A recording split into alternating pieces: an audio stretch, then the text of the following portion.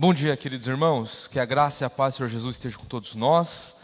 Que maravilha, mais uma vez, estar aqui dando aula, falando sobre um dos livros da Bíblia mais intrigantes e mais bonitos que nós encontramos aqui na Palavra de Deus. Hoje é a nossa aula 41, nós estamos quase fechando um ano aí só estudando em Apocalipse, né? E tem sido uma bênção. Espero que esse tempo, ao longo desse ano, tenho visto que a sala tem ficado mais cheia.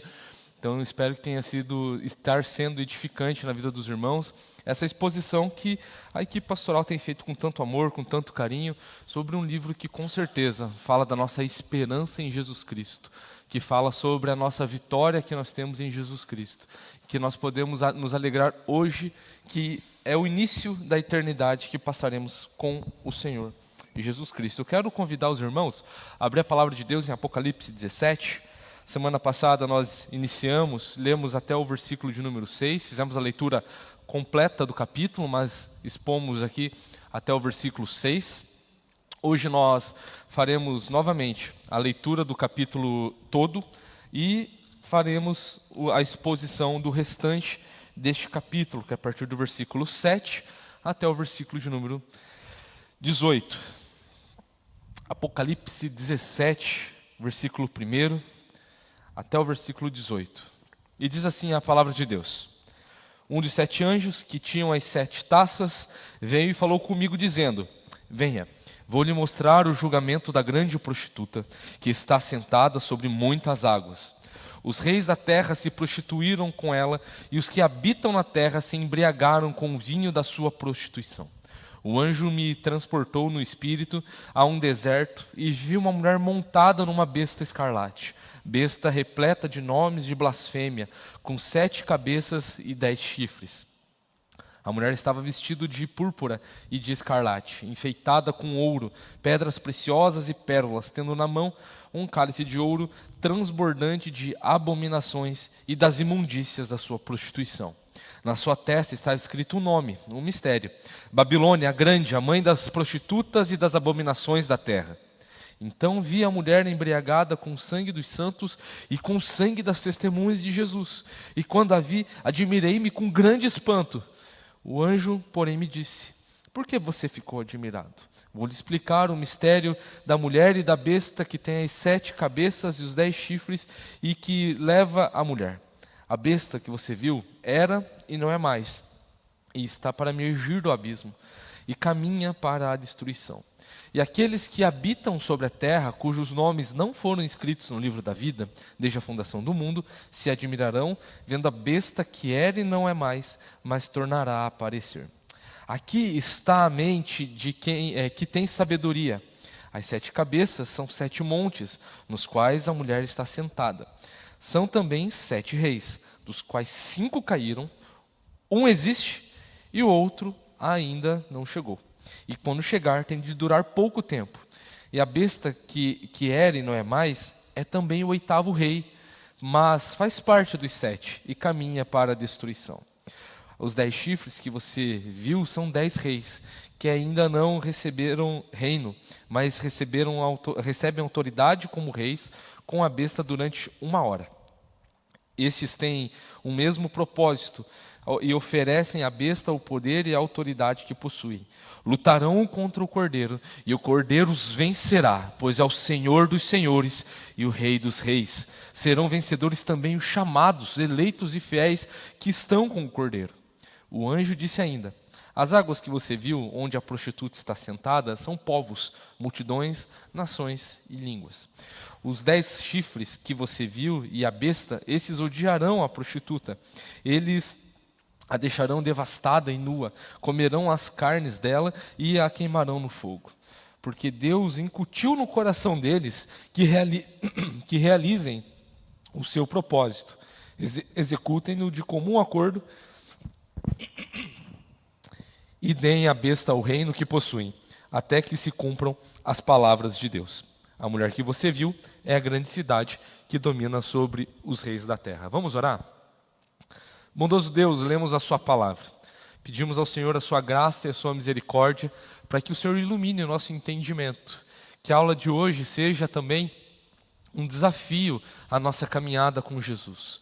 Que essa aula, Pai, não seja simplesmente um compilado de informações muito boas para o nosso entendimento, mas que sejam palavras que desafiem o nosso ser, que confrontem os nossos pecados e que nos leve à santidade, a fim de sermos mais parecidos com Jesus. Tem misericórdia de nós, Pai. Te louvamos em nome do Senhor Jesus. Amém.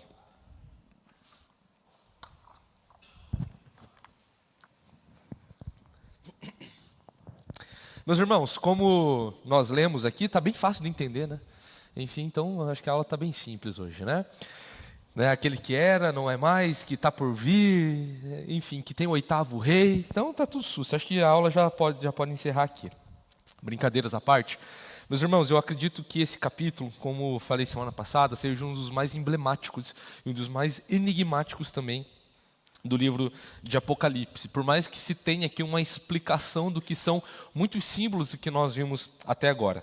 Recapitulando, nós estamos na 6ª sessão de Apocalipse, onde nós vemos a apresentação e a queda da grande Babilônia, que é então o 3º aliado do dragão. Os aliados do dragão, nós já encontramos isso lá em Apocalipse 13, que é a besta que sai do mar, que está aqui, a grande meretriz está montada sobre, e também a besta que sai da terra, a besta que sai do mar, representando ali o poder militar, político, econômico, e a besta que sai da terra ali, o que é chamado também de falso profeta, representando o poderio da falsa religião que opera em todo o mundo. E aqui agora nós vemos então o 3º aliado do dragão, que é a grande meretriz, que é o pior dos aliados, que tem como intuito também, que recebe poder do diabo para destruir a igreja, que é através da sedução. Aqui nós vemos que a grande meretriz, dentro do texto e da seção onde ela está, que é do capítulo 17 até o capítulo 19, a grande meretriz é uma paródia, né, da noiva, que nós encontramos no capítulo 19, onde acontecem as bodas do cordeiro. Encontramos também no capítulo 21, no capítulo 22, essa descrição da noiva, né? Então, nós encontramos aqui essa paródia, que é algo muito comum nesses aliados de Satanás, onde o dragão, ele é uma paródia, sendo a representação de Satanás, ele é uma paródia de Deus o Pai, né, querendo dominar tudo, tendo 7 cabeças, né? E ali ele dá poder à besta que sai do mar, que é uma paródia ao Filho, que recebe toda a adoração. E também temos a besta que sai do mar, que é uma paródia de Deus Espírito Santo, que direciona e testifica a adoração ao anticristo, a besta que sai do mar. E aqui novamente nós vemos a mulher, que a gente encontra no capítulo 12 como aquela da onde sai o descendente, e os seus descendentes são aqueles que guardam os mandamentos de Deus e os testemunhos de Jesus.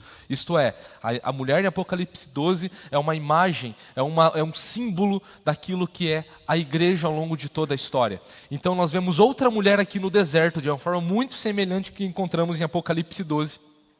Só que aqui nós encontramos essa mulher que ela é aliada de Satanás, que é chamada de Grande Babilônia. E ela já apareceu algumas vezes. A gente vê lá no capítulo 14, versículo 8, na seção onde aparecem esses aliados de Satanás, onde fala que Satanás caiu do céu, foi expulso do céu ali por causa da ascensão de Cristo aos céus, né, depois da sua morte e ressurreição. Satanás é expulso e persegue então a mulher e seus descendentes. E ali nós vemos um prenúncio no capítulo 14 sobre a queda da grande Babilônia. E está literalmente escrito: caiu a grande Babilônia. Depois no capítulo 16 nós vemos também, depois no 6º e no 7º flagelo, ou na 6ª e na 7ª taça da ira de Deus, nós vemos que Deus se lembrou da grande Babilônia e que daria de beber do cálice da sua ira ali, né? Então os capítulos 17 e 18 vão falar sobre essa grande Babilônia, quem é essa grande Babilônia, para falar então qual é o seu destino, quem ela é e qual é o seu destino. E nisso nós vemos o caráter literário de Apocalipse, que conta e reconta a mesma história da primeira e segunda vinda de Cristo algumas vezes. A gente encontra isso na Bíblia. Como se começasse num ponto, terminasse em outro. Retornasse um pouquinho depois, trazendo outros elementos para contar também sobre a mesma história. Retorna e volta para falar sobre sempre a mesma história, elementos. É como se fossem alpinistas que estão escalando a mesma montanha, mas que estão tendo perspectivas, vendo a paisagem de uma forma diferente. Da mesma forma como funcionam os evangelhos. Temos 4 evangelhos falando sobre 4 perspectivas para falar sobre quem é Jesus, né? Mateus, o Jesus prometido, o Messias prometido. Marcos, o rei soberano sobre todos. Lucas, o homem perfeito. E João, o Deus, Filho de Deus, que habitou entre nós. Perspectivas diferentes falando sobre a mesma pessoa que é Jesus Cristo. E aqui, num viés bem literário, numa característica bem literária, nós vemos também essa contagem e recontagem da mesma história sobre algumas óticas, falando sobre elementos que vão aparecendo. Como nós vimos no capítulo 14 e no capítulo 16. Caiu a Babilônia. Mas tá, quem é a Babilônia? Quem que caiu? Né? Agora a gente vai ver que a Babilônia no capítulo 17 e 18. Né? Então é uma paródia da mulher, do capítulo 12, no capítulo 19, da noiva, do cordeiro, né? E os capítulos 17 e 18 estão contando sobre isso.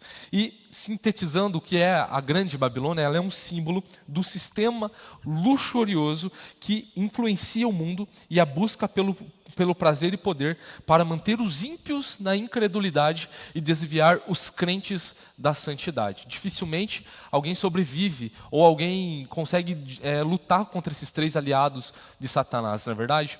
Se não cede pelo poderio militar, pelo poderio econômico, vai ceder por causa da falsa religião. Ou se consegue vencer os dois, o poderio militar, econômico e a falsa religião, provavelmente a pessoa ali cai por causa dos prazeres que a grande meretriz está oferecendo ao mundo. E o capítulo 17, ele começa falando que a condenação, o julgamento da grande prostituta, da grande meretriz aqui, já está selado. E aqui nós vemos essa relação entre a besta e a grande meretriz, que a mulher está montada na besta, que é uma relação de poder e prazer nesse mundo, que é o que o mundo tanto quer, tanto deseja, que é tão prometido e tão aguardado no coração pecaminoso das pessoas, né? Então, ao mesmo tempo que ela oferece prazer, ela também está matando os cristãos. Ao mesmo tempo que ela embriaga as nações com sua imundícia, que é o seu cálice cheio de imundícia, cheio de abominações, né? Imundícias da sua prostituição, ela mesma está embriagada com o sangue dos santos. E isso diz respeito a várias formas: a enganar os santos, a desviar crentes, também a convencer reis do mundo, porque o foco aqui dela é enganar os reis do mundo, e com isso muitas pessoas seguem esses reis do mundo, perseguindo cristãos. Por causa dessa busca pelo poder, a grande meretriz está embriagada com o sangue dos santos, das testemunhas de Jesus. Mas quem é então essa mulher e quem é a besta? E nós encontramos aqui a partir do versículo 7, com a explicação que o mesmo anjo que começa essa sexta parte da visão que João está recebendo, esse anjo então ele conta, ele explica, ele interpreta todos os símbolos ali que ele está vendo, porque João está admirado, né? João está não de uma forma boa, ele está admirado de estar assustado, de ver um aliado de Satanás embriagado com o sangue dos seus irmãos. Então nós vemos aqui o versículo 7 e 8, que o anjo ele interpreta essa visão e que ele faz uma pergunta: por que você ficou admirado? E aqui não é um sentido de censura, é um sentido tipo, calma, eu vou te explicar tudo isso que você está vendo. Você vai ter a interpretação. Não é que João estava sendo incrédulo ou que o anjo estava brigando com João, mas que agora ele não teria motivos para se preocupar, porque ele receberia essa interpretação vinda do próprio Deus, né? Então a besta, ela é mais importante que a meretriz aqui, se nós formos ver pela ordem que o texto é nos apresentado. Porque ao invés de apresentar a meretriz, primeiro nos apresentado a besta, né? E por isso ela é mais importante. E por que ela é mais importante? Por isso nós precisamos ter essa mentalidade, que Apocalipse ela conta e reconta a mesma história. Precisamos voltar lá para o capítulo 13, que é o capítulo que vai falar sobre a besta, né? E lá no capítulo 13, versículo 2, encontramos a seguinte passagem: a besta que vi era semelhante a leopardo, com pés como de urso e boca como de leão. E o dragão deu à besta o seu poder, o seu trono e grande autoridade. Nós vemos aqui que essa besta ela tem mais proeminência porque ela recebe diretamente a autoridade de Satanás. Satanás investe a besta a perseguir os crentes, os santos, como nós vemos no capítulo 13, como um desses aliados, onde Satanás não pode fazer nada contra o cordeiro, seus aliados também não podem fazer nada contra o cordeiro, então eles perseguem furiosamente a igreja, o povo de Deus aqui. E olha só que interessante, como que essa besta ela é apresentada, e aqui nós vemos mais uma característica da sua paródia, da sua imitação barata da pessoa do filho. Essa besta ela é apresentada no versículo 7, no versículo 8, melhor dizendo, a besta que você viu era e não é mais, e está para emergir do abismo. Ficarei aqui por enquanto, porque nós vemos várias passagens em Apocalipse, como Jesus ele é apresentado. Jesus é apresentado, por exemplo, em Apocalipse capítulo 1, versículo 8, e a gente vê isso também de algumas formas, só exemplificando. Jesus ele é apresentado como aquele que é, que era e que há de vir. E aqui a besta, que está fazendo essa paródia de Jesus, ela é apresentada como que era e não é mais, está para emergir do abismo, e também tem mais uma parte, e caminha para a destruição. Dá para perceber esse paralelo, não dá? De como Jesus ele é apresentado e de como a besta é apresentada. De como ela tem um caráter anticristão mesmo. De como essa besta ela se associa muito àquele iníquo que nós vemos em 2 Tessalonicenses, que o apóstolo Paulo nos apresenta em 2 aos Tessalonicenses. E aqui percebam, tem 4 estágios. A besta ela nos é apresentada em 4 estágios. Era, não é mais, está para emergir e caminha para a destruição. Ela era no sentido de que Satanás, antes do Evangelho, antes de Jesus instaurar o reino de fato, Satanás ele podia enganar as nações. E a besta, a figura da besta, por mais que ela um dia vai se personificar no indivíduo, a besta, aquele que impede o Evangelho, sempre existiu ao longo de toda a história. Sempre existiu. E a gente percebe isso nas visões de Daniel, por exemplo, dentro dos impérios, Daniel 2, Daniel 7, na figura da estátua de Nabucodonosor, de ouro, de prata, de bronze e de ferro e barro, na figura dos animais, o leão, o urso, o leopardo, que no capítulo 13 coaduna e funde todo mundo num só, A gente vê que sempre existiram governos que impediram de que a palavra de Deus chegasse, Isso antes de Jesus. Então, por isso que ela era. Por isso que Jesus, quando ele é tentado por Satanás, em Mateus 4 e Lucas 4, uma das tentações que Jesus sofre ali por Satanás, é que Satanás lhe daria todos os reinos da terra se Jesus o adorasse. Não é verdade? Vocês se lembram dessa passagem? Que Satanás ele oferece isso a Jesus? E naquele momento em que Jesus vence Satanás nessa tentação do deserto, ali começou então todo o caráter jurídico, legal também, de vencer Satanás e adquirir autoridade. A última pisada em Satanás, a definitiva, seria no Calvário, na cruz, onde depois disso, depois de ter vencido Satanás também nisso, derrotado eternamente Satanás, Jesus ele fala, toda a autoridade me foi dada nos céus e na terra, e é por isso que a besta aqui é apresentada também agora como não é mais, não é, agora ela não é. No sentido de que, nesse momento, a besta ela não pode deter o evangelho. Lembram lá de Apocalipse 13?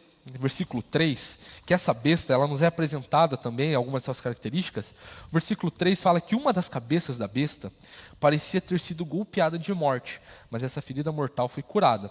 Até essa parte de golpeada de morte, isso diz respeito àquilo que Jesus ele fez, A besta ela é investida pelo poder de Satanás. A besta aqui ela também é impedida da mesma forma como Satanás é impedido, de enganar as nações. A gente vai ver isso lá em Apocalipse 20, E aqui ela nesse exato momento da história, ela não é, porque o evangelho está sendo propagado. No momento que ela for curada, no momento que ela for ressuscitada, por assim dizer, e aqui eu estou usando termos simbólicos, ou seja, no momento em que o período do evangelho se findar, então ela está para emergir, ela emergirá. E é interessante ver que o capítulo 11 O capítulo 11, que é a sessão, está dentro da sessão das trombetas ali, que é aquele intervalo que vai falar sobre o que acontece com a igreja, porque as trombetas vão falar assim, o que acontece com o mundo.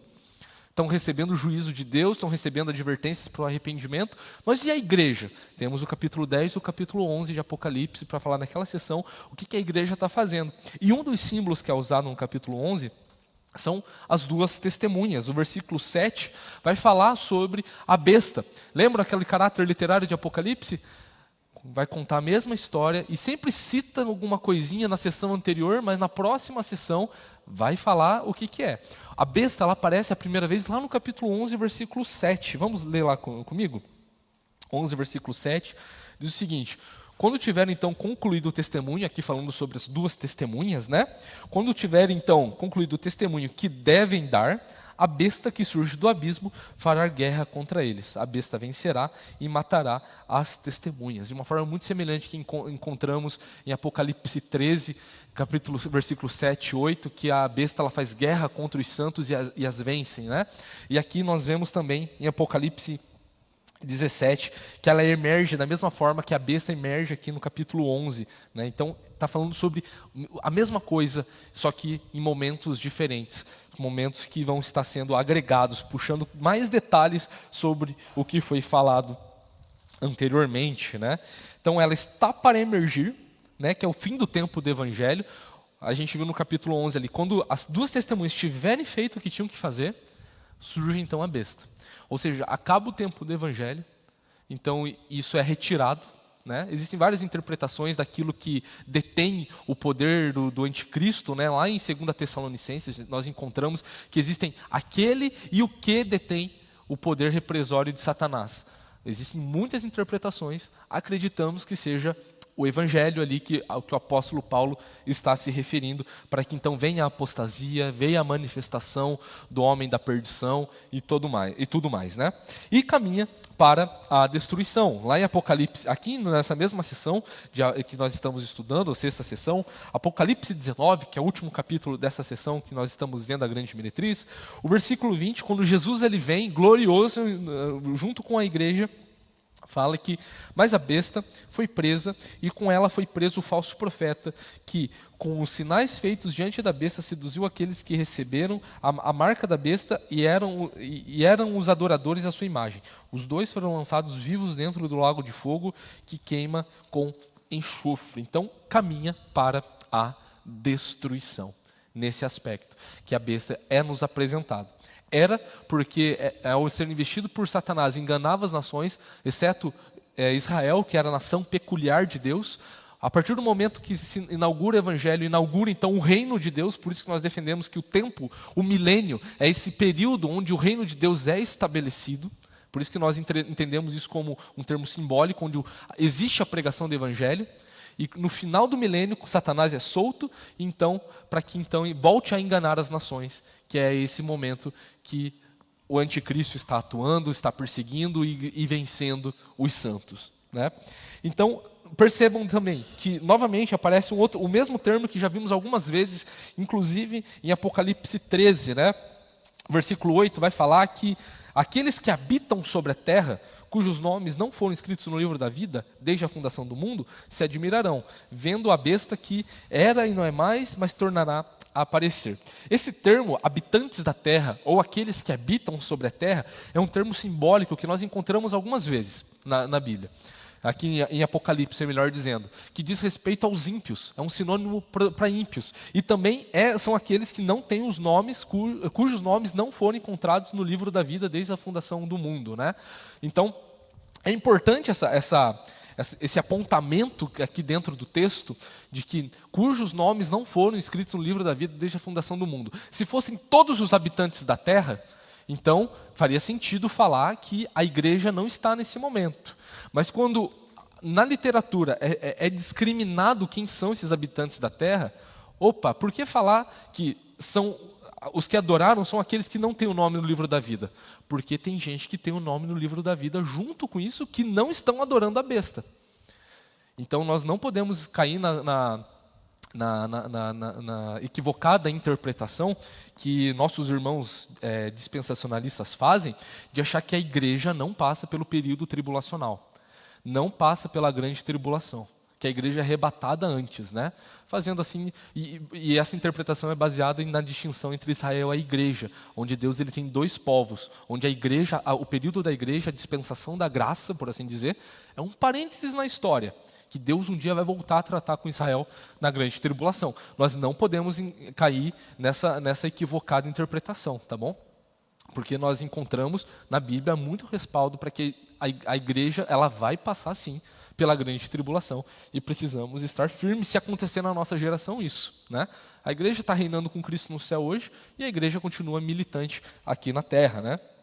Então encontramos esse mesmo termo, aqueles que habitam sobre a terra cujos nomes não estão no livro da vida desde a fundação do mundo, lá em Apocalipse 13, versículo 8, que são aqueles que se admiram com o aparecimento da besta ali naquele período também tribulacional, que é o período onde ela volta a emergir.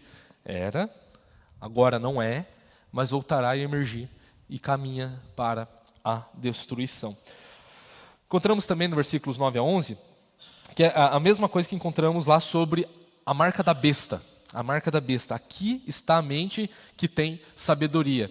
Lá em Apocalipse 13, 18, vai usar um termo muito parecido em relação ao que tem, em relação a entender ao número da besta, né? E aqui existe a explicação ipsis literis do que é a besta aqui, né? Versículo 9 vai falar que aqui está a mente sem sabedoria, as cabeças são 7 montes, nos quais a mulher está sentada, são também 7 reis. E percebam que o mesmo símbolo pode ter duas interpretações diferentes. A interpretação do anjo aqui é que são 7 montes e que também são 7 reis, né? Quando nós encontramos no Antigo Testamento, por exemplo, Daniel 2, quando a gente vê que uma pedra bate nos pés da estátua de Nabucodonosor, né? Cabeça de ouro, peito de prata, cintura de bronze, pernas e pés de ferro e barro, uma pedra atinge os pés e essa pedra ela se transforma em uma montanha e vai enchendo toda a terra. Essa ideia de montes no Antigo Testamento é muito comum para se traduzir como um símbolo de nações. É muito comum isso, né? Então o que está falando aqui? Os 7 montes, ele pode ter a ideia e também o símbolo, melhor dizendo, sobre o poder completo deste mundo. 7 montes é o poder completo deste mundo. Semana passada eu mostrei uma moeda romana, onde aparece a deusa Roma sentada sobre 7 montes, né? Porque Roma ela é conhecida como a cidade das 7 colinas, ali por assim dizer. É claro que quem está lendo aquilo lá naquele contexto vai interpretar que é Roma, mas isso não se restringe a Roma simplesmente. Roma naquele momento da história estava exercendo todo esse poderio, né? O contexto imediato ali poderia ser Roma, a cidade das 7 colinas. Em muitas literaturas que são literaturas seculares do momento, né? Chama a cidade de Roma de cidade das 7 colinas. Mas naquele momento da história, Roma também exercia esses 3 pilares que são representados nos 3 aliados do dragão. Encontramos o poder militar através da Pax Romana, onde através da espada Roma instaurava a paz sobre todo o mundo dominado naquele momento. A falsa religião, nós encontramos isso nas 7 cartas para quem é endereçada a carta de Apocalipse, não é verdade? Muitas igrejas ali passavam por isso por causa da falsa religião. Existia o politeísmo de acreditar em vários deuses, existia também o sincretismo de misturar várias religiões, mas também existia o culto ao imperador, que isso tudo caracterizava como a falsa religião. E também Roma exercia também ali a questão de uma forma muito clara aquilo que a grande meretriz estava simbolizando, né? A oferta do prazer e da ostentação. A partir de semana que vem, ao estudar o capítulo 18, nós vamos ver como que é essa grande cidade, de como que os mercadores, os navegantes e a lamentação que existe sobre a destruição da grande Babilônia, existe porque ela oferecia muitas coisas luxuosas mesmo, né? Então, Roma naquele momento estava exercendo esses 3 pilares que encontramos aqui com os aliados do dragão, né? Roma ela não existe mais, né? O Império Romano não existe mais, mas esses fatores ainda existem, né? O poderio militar ainda existe, existem várias potências mundiais aí que querem dominar pelo poder. Existe a questão da pluralidade de religiões no nosso mundo, até mesmo dentro do cristianismo, na verdade, a falsa religião que existe dentro do cristianismo, isso é muito comum no nosso meio. Existe também essa busca pelo prazer desenfreado, como se fosse a última consequência da vida. Então isso não pode ser algo interpretado assim de uma forma muito restrita a Roma, mas entender de como que isso sempre operou ao longo de toda a história. Naquele momento, Roma estava operando aquilo que a Babilônia já na história fez, aquilo que a Síria fez, aquilo que a Grécia fez, aquilo que depois de Roma vem acontecendo, aquilo que a geração atual faz. Então isso sempre existiu, né? E também são 7 reis, onde 5 caíram. Esses 7 montes são 5 reis. São 7 reis, onde 5 caíram, um existe e o outro ainda não chegou. E claro, meus irmãos, tem muita interpretação para isso. Muita interpretação, pastor Patrick. O que você puder imaginar tem de interpretação para isso. Oi? E o que não puder, olha, se quiser inventar agora uma interpretação, você consegue inventar. Mas a gente precisa de respaldo bíblico. Essa é a diferença.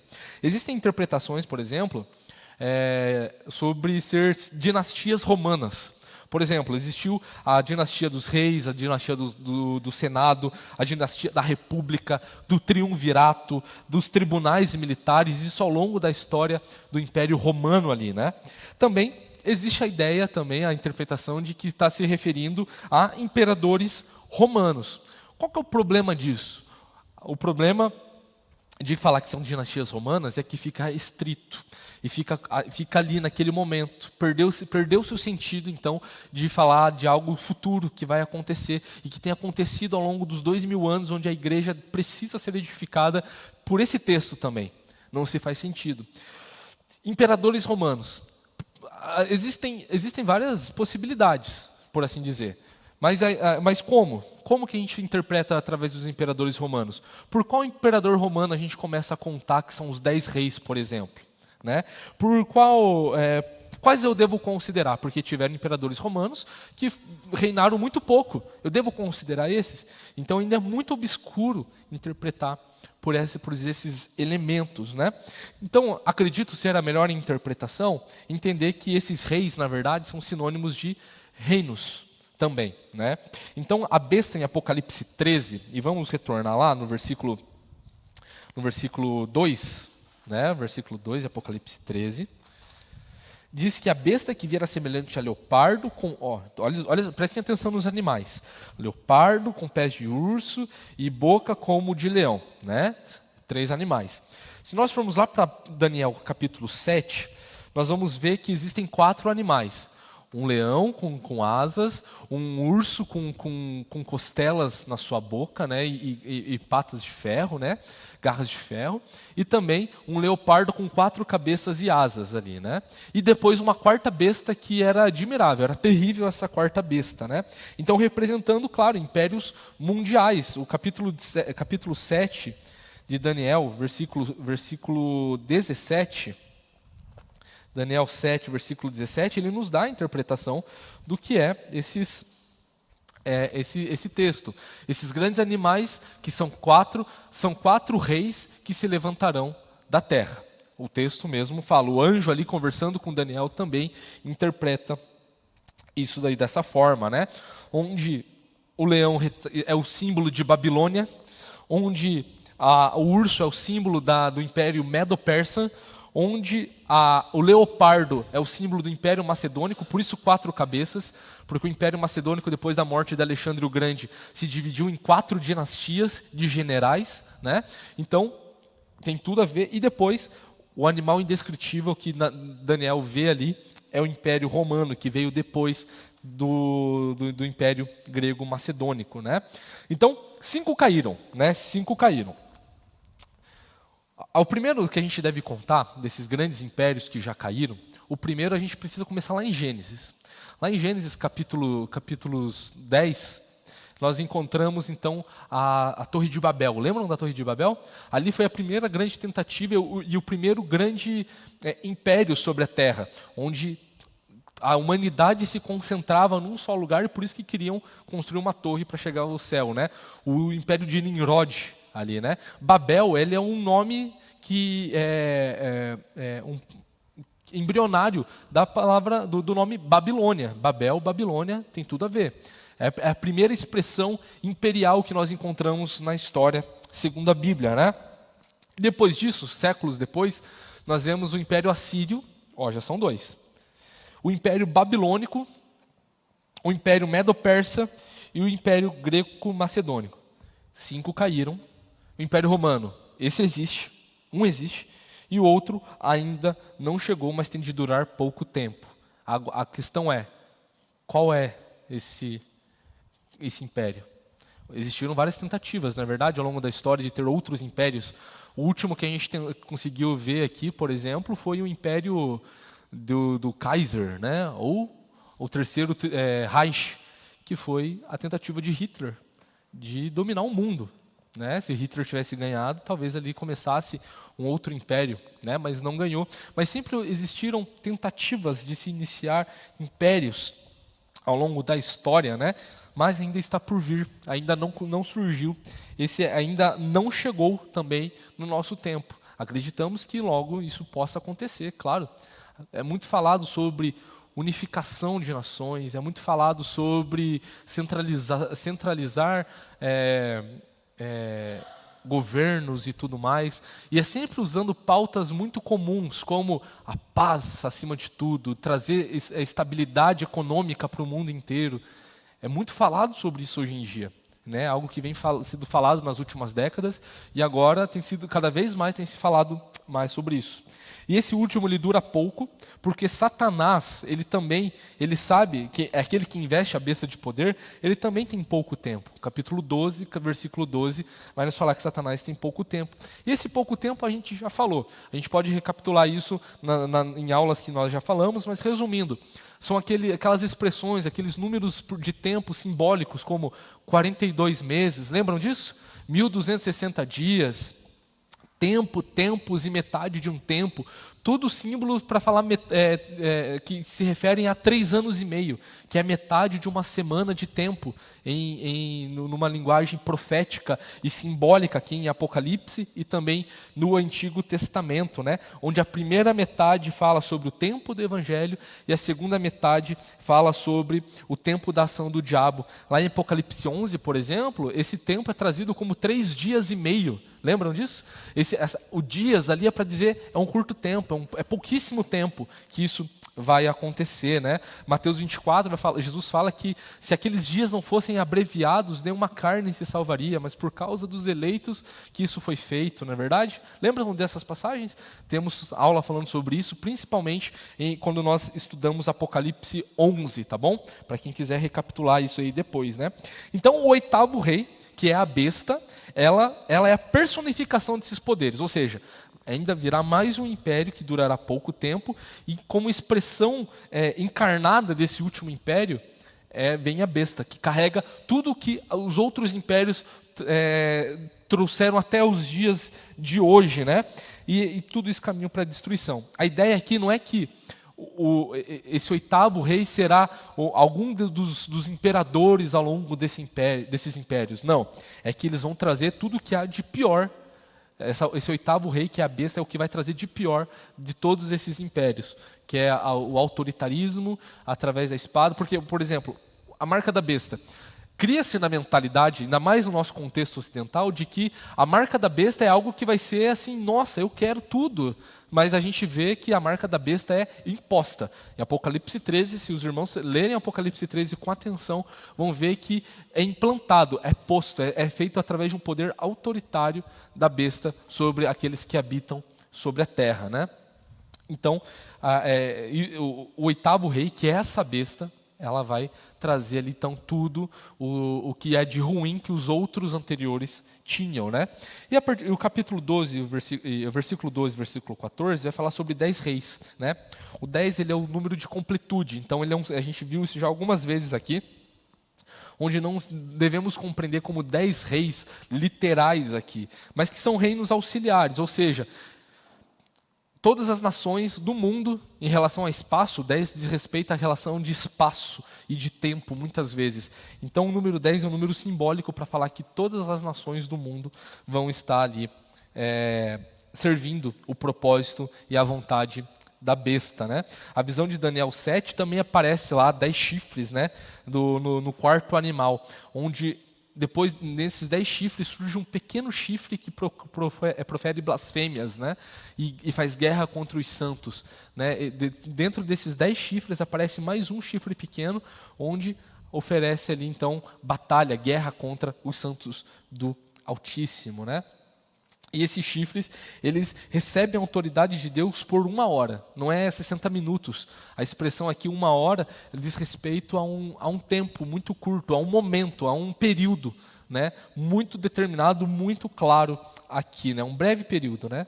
E o uso reiterado do termo 1 hora aparece muitas vezes, aparecem 3 vezes, na verdade, no capítulo 18, no que diz respeito à lamentação que os habitantes da terra exclamam ao ver a Babilônia devastada. Então sugere que as forças destrutivas provocarão destruição nos últimos dias, no que diz respeito a essa condenação que a grande Babilônia está sofrendo aqui. Então travar guerra contra o Cordeiro já foi mencionado, né? A gente vê ali no versículo 14, né? Que eles travam guerra contra o Cordeiro, né? Lutarão contra o Cordeiro e o Cordeiro os vencerá. Isso já foi mencionado lá no capítulo 11, no versículo 7, né? Diz assim: quando tiverem então concluído o testemunho que deram, a besta que surge do mar no abismo fará guerra contra eles, e a besta vencerá e matará as testemunhas, né? O capítulo 13, versículo 4 e 7 vai falar: e adorarão o dragão, porque deu a sua autoridade à besta. Também adoraram a besta, dizendo: quem é semelhante à besta? Quem pode lutar contra ela? E o versículo 7 vai falar: foi-lhe permitido também que lutasse contra os santos e os vencesse. Foi-lhe dado ainda autoridade sobre cada tribo, povo, língua e nação. Então, esse pré-anúncio de travar guerra contra os santos já foi colocado. Mas, na verdade, eles estão travando guerra contra o Altíssimo, contra Deus. Primeiro, essa sentença é um eco de que nós encontramos lá em Daniel, capítulo 7, versículo 21. Daniel, capítulo 7, versículo 21. Vai falar assim: enquanto eu olhava, eis que esse chifre fazia guerra contra os santos e estava vencendo, né? Então João usa essa linguagem do Antigo Testamento também para exaltar o Senhor. Quando nós olhamos para Deuteronômio 10, Daniel 2, Salmo 136, a gente vê que o Senhor ali é tratado, é caracterizado como Senhor dos senhores, Senhor dos deuses, né? E aqui é atribuído também a Jesus, reafirmando a sua divindade, aquilo que ele é também, Deus, né? A expressão Rei dos Reis diz respeito à sua soberania e autoridade, e Senhor dos Senhores diz respeito à majestade e poder. Resumindo, os aliados do dragão escolheram um mau inimigo, pastor Patrick, porque a derrota é assim inevitável. Escolheram, de todos os inimigos, escolheram o único que não podia, porque era certo, que é aquela expressão, né? Tenta a sorte que o azar é certo. E foi no que deu, né? Escolheram um mau inimigo, brigaram com o cara errado, né? Travaram guerra contra o Cordeiro e o Cordeiro os vencerá. Por quê? Porque é o Senhor dos senhores e o Rei dos reis. Então nós podemos perceber aqui que essa luta ela é desigual. Vão querer travar guerra contra Jesus. Quando mexem com o povo de Deus, também mexem com o Cordeiro. E por isso eles perdem. Por isso que o vencer que aparece nesses capítulos, Daniel 7, Apocalipse 13, fala que vence, mas é por um breve tempo, é por 1 hora, é por pouco tempo e caminha para a destruição. Porque Jesus, ele é o Rei dos reis e o Senhor dos senhores. E Jesus, ele compartilha essa vitória com aqueles que são chamados, eleitos, fiéis, tudo sinônimo aqui, né? E aqui diz respeito à vocação da eleição, né? Aqueles que são eleitos são chamados, aqueles que são chamados são fiéis, não é verdade? É por isso que nós não podemos compreender isso como se fosse apenas os judeus aqui, como dizem nossos irmãos dispensacionalistas. Nós não podemos, porque isso não é atribuição de uma etnia, é atribuição daqueles que seguem o Cordeiro, daqueles 144 mil selados que seguem o Cordeiro. E porque nós seguimos o Cordeiro, nós também somos chamados mais que vencedores, porque Jesus vai à nossa frente, Ele vence por nós, Ele luta por nós, e nós podemos ficar tranquilos quanto a isso. Né? E os versículos 15 a 18 vai falar sobre esse propósito de Deus diante de tudo. Né? O texto ele explica ali no capítulo 15 o que são as águas, né? As águas são os povos, né? São as pessoas subjugadas ao governo do anticristo, ao governo da besta ali, né? A besta que sai do mar, lembram dessa expressão? As águas ali, também onde a Babilônia está exercendo o seu sistema luxurioso, também estão nessas águas de onde sai a besta, que é das nações que estão subjugadas no poder de Satanás, né? E a besta, tem 10 chifres, e os 10 chifres, melhor dizendo, vão odiar a meretriz. Como que é isso, né?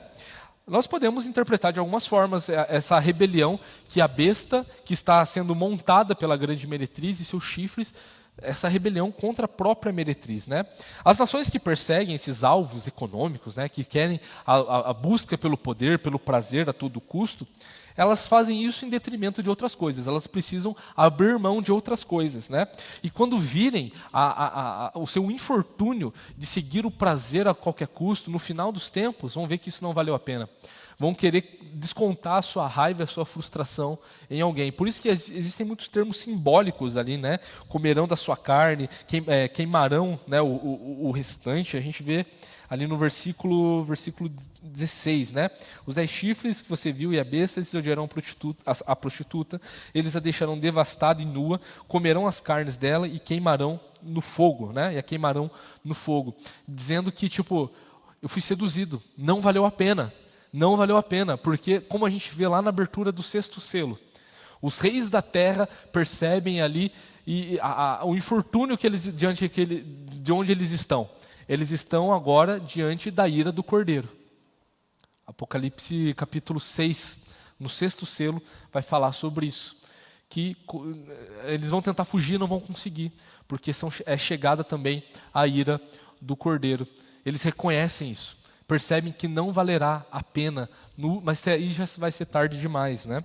E outra coisa que é importante é dizer que entre maus não existe verdadeira fraternidade, não existe irmandade, não existe companheirismo entre maus, não existe isso, a Bíblia deixa isso bem claro, né? Porque Deus ele é soberano até mesmo nessa falsa união, né? Nessas coisas que diz respeito a uma busca pelo prazer, a um egocentrismo, mas que no final não vale a pena. Mas por causa desse egocentrismo, não, eu preciso descontar a culpa em alguém. E aqui, na verdade, os reis, né, e a besta odiarão esse sistema luxurioso que os levou à perdição, né? E no final, se cumprem a palavra de Deus. Tudo isso é incutido no coração dos 10 chifres e da besta, para que se cumpra também os propósitos de Deus. No final, se cumpram as palavras de Deus, pois Ele é quem está no controle. Aqui reafirmando que, no versículo 17, né? Porque Deus incutiu no coração deles que realizassem o seu propósito, executem-no de comum acordo e deem à besta o reino que possuem, até que se cumpram as palavras de Deus. Deus ele tem 3 intenções aqui que nós vemos com esses 10 chifres, né? Realizar os seus propósitos, executarem isso tudo de comum acordo e deem à besta o reino, né? Os reis da terra, todos os reis da terra, dar à besta essa personificação do mal, né? Investido pelo poder de Satanás que governará o mundo. Então, isso tudo faz parte dos decretos de Deus, onde isso tudo também está dentro dos propósitos e dos caminhos que o Senhor faz e age no mundo, né? Aliás, Jesus, quando ele toma o livro da mão daquele que está sentado no trono, nos capítulos 4 e 5 de Apocalipse, nós vemos ali que o Cordeiro ele só pode fazer isso porque ele tem autoridade. E os selos ali são os desdobramentos dos atos do Evangelho ao longo da história, ao longo da primeira e da segunda vinda de Cristo. E tudo isso está no ato de desatar os selos, porque Jesus tem autoridade, nisso também está os propósitos e os desígnios de Deus. Por mais que o diabo ache que em algum momento ele não está, ele está fazendo a sua própria vontade. Mas essa não é a verdade, né? Então tudo está nas mãos de Deus e Ele concretiza seu plano e propósito para a sua própria glória. E o texto, o versículo 18, ele vai falar que a mulher, ele também traduz que a mulher que você viu, é aquela grande cidade que domina sobre os reis da terra. A gente vê algumas vezes essa expressão, a grande cidade, né? Por exemplo, a primeira vez que a gente encontra essa expressão cidade, uma cidade maligna, né? É lá em Apocalipse 11, que a gente encontra lá que elas são chamadas de Sodoma e Egito, né?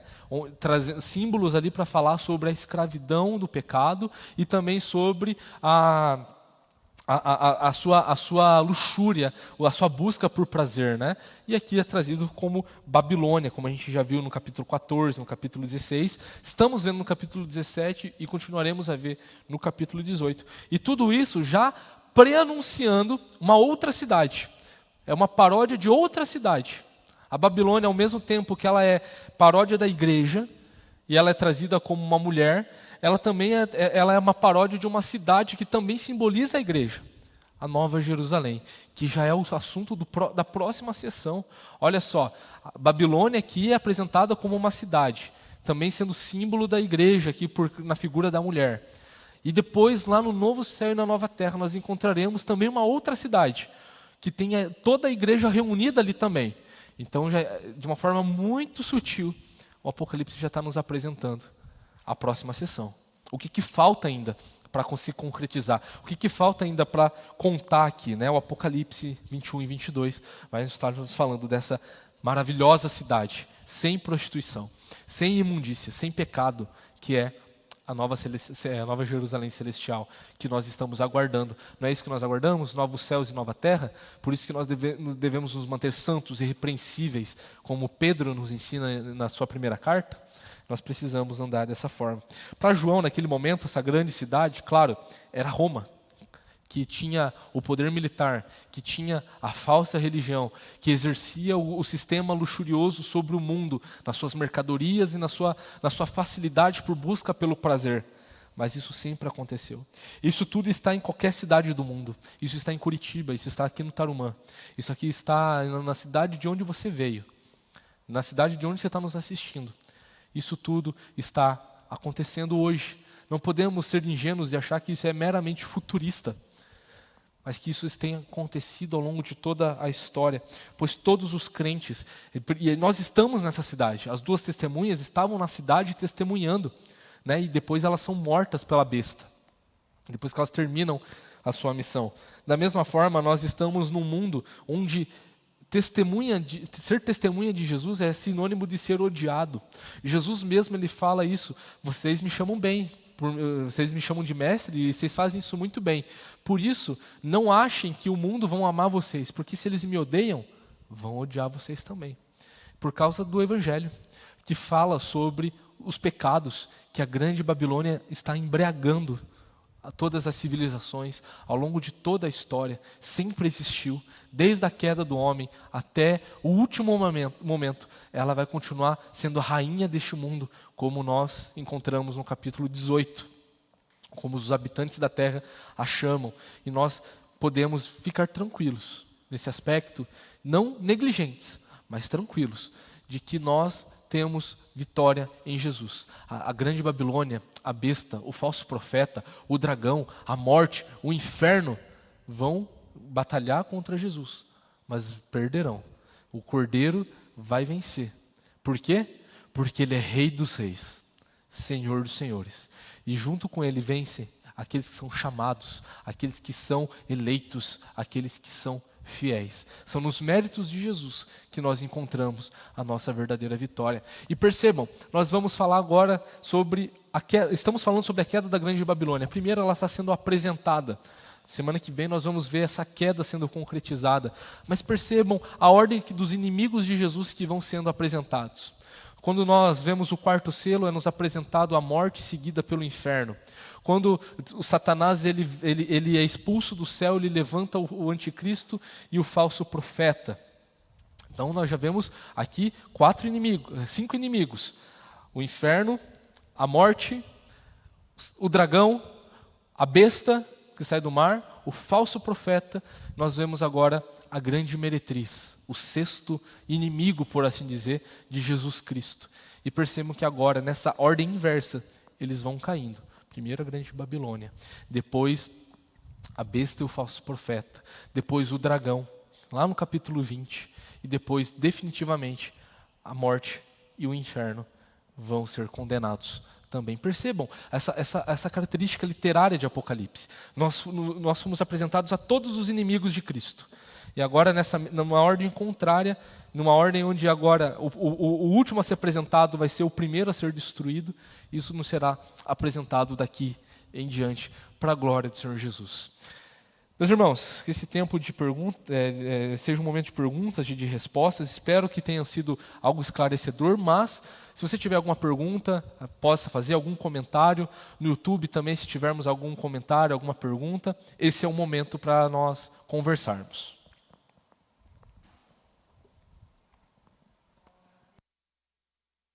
Só um minutinho, por favor.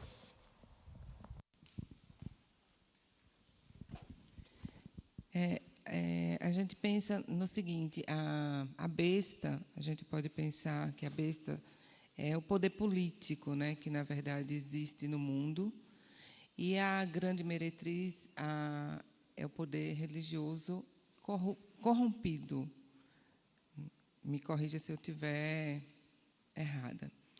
E aí, nesse capítulo, a gente pode entender que agora nós estamos vivendo um momento de que o poder político, junto com a religião corrupta, eles se juntam exatamente para para combater o povo de Deus, para na verdade destruir o povo de Deus. E aí eu percebo um grande, como se diz, uma grande armadilha ou um grande perigo para nós cristãos no seguinte: nós temos que ficar muito atentos exatamente com essa questão de nós não colocarmos nossa esperança nas coisas desse mundo, na política, na religião, porque aí é onde a gente peca, e aí é onde a gente, na verdade, tira os nossos olhos e a nossa esperança de quem é o único que pode fazer qualquer coisa e nos levar realmente para o reino, né, que é Jesus Cristo. E nós temos esse grande perigo. E nós vivemos muito isso hoje, nesse mundo atribulado, nesse mundo que tudo é política e religião, que promete muita coisa que não está na palavra.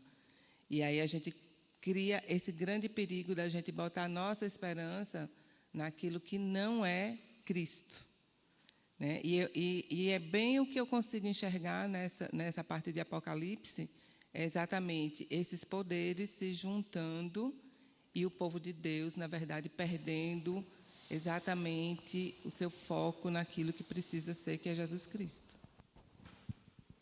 Sim, ela tem essa característica mesmo.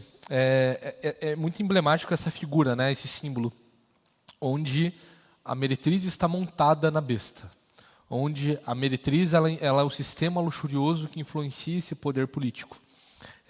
Quando nós vimos sobre questão de corrupção no nosso país, nós podemos ver isso de uma forma muito clara, na verdade, de uma forma bem assim, bem caricata, onde as pessoas elas trocam seus princípios, trocam os seus valores por dinheiro, poder, autoridade, por causa dos seus próprios interesses, para manter uma vida de luxo, para manter suas próprias regalias, muitas vezes, mas isso tudo, no final, não vale a pena.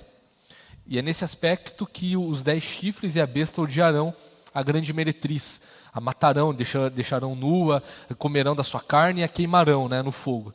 Então, no final das contas, mas aí já vai ser tarde demais quando for isso percebido, mas de fato, sim, esses 3 aliados, eles andam juntinhos. A gente não pode ter essa perspectiva cronológica. Ah, não, já apareceu a besta e o falso profeta lá em Apocalipse 3. Acontece um monte de coisa e depois, então, aparece a grande meretriz como um último aliado. Não, isso sempre existiu na história do mundo, né? A besta, ela sempre existiu na história do mundo. A besta, na verdade, ela tenta ofuscar e tenta impedir com que os crentes eles vejam quem é Jesus. Isso sempre existiu no mundo através de governos. Sempre existiu. E é claro, isso vai ser personificado numa pessoa em um dia. E as coisas estão caminhando para isso. As coisas estão caminhando para um futuro onde nós podemos perceber as últimas coisas, os sinais, né? Jesus ele usa a parábola da figueira, né? De que de olhar para a figueira e as suas folhas, quando elas caem, a gente sabe que o outono está chegando. Então, essa é uma parábola que Jesus conta em Apocalipse, em Mateus 24 e Mateus 25, se eu não me engano. Acho que é 25, 24 e 25, que faz parte do sermão escatológico, onde Jesus nos ensina a ficar atentos com os sinais que estão acontecendo. Sejam os princípios das dores, né? E quando Jesus ele fala princípios das dores, ele está falando sobre a mulher grávida, né? Que está tendo contração, e quanto mais o tempo se aproxima, mais contração vai vir, e porque é algo que é certo que vai acontecer. A mulher paria aquela criança. E dessa forma Jesus ele utiliza desses sinais e o parir dessa criança como a sua volta, como esses sinais que estão acontecendo no mundo, né? E de fato ainda falta esse último grande império aparecer, que é aquele império que Jesus vai falar para nós: vigiai, não sejam ingênuos, né? Não sejam descuidados. Observem as coisas que acontecem em volta. E tudo isso serve para que vocês saibam, para que vocês não sejam pegos de surpresa como um ladrão na noite, né? Muitos são falados que Jesus, interpretado que Jesus vai vir como um ladrão, como se ninguém soubesse que o momento que Jesus viria. Mas não, Jesus utiliza também a ideia lá do dilúvio, né? Ninguém estava nem aí, ninguém estava se preocupando, de repente veio o dilúvio e levou todo mundo. Mas Noé não foi pego desprevenido, a sua família não foi pega desprevenida. Noé ali então sabia que aquilo ia acontecer, ele estava esperando aquilo, né? Então é basicamente isso, né? Termos o cuidado de que o sistema luxurioso influencia esse mundo político, econômico, militar, né? Que está à nossa volta e sempre existiu. Mais alguma pergunta? Mais algum comentário?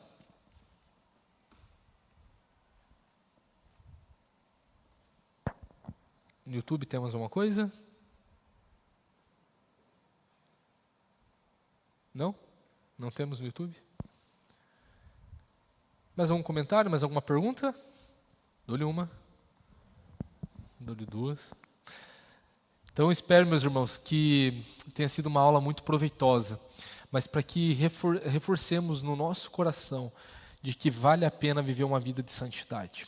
Vale a pena viver uma vida atenta, vigiando todos os dias, porque a grande meretriz, na verdade, ela é esse sistema luxurioso, que se apresenta como propostas, às vezes, muito boas, né, para a gente conseguir uma promoção no trabalho, para a gente conseguir uma nota alta colando na escola, né?